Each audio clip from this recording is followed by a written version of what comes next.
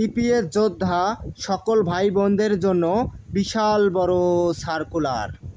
2024 সালের তৃতীয় issue, September মাস।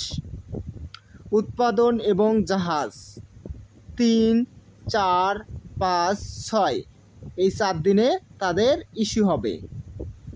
মৎস্য এবং নির্মাণ খাত 9, 10, 11, 12, 13 এই 5 দিন তাদের ইস্যু হবে।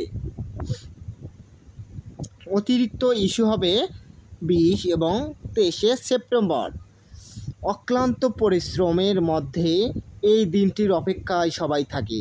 সবার মনের বাসনা যাতে পূরণ হয়, এই জন্য আমাদের এই চ্যানেলটিকে একটি করে সাবস্ক্রাইব করবেন এবং লাইক কমেন্ট করতে ভুলবেন না, যাতে সবার মনের আশা শেষ করছি। আল্লাহ হাফেজ। সবাই ভালো থাকবেন, সুস্থ থাকবেন।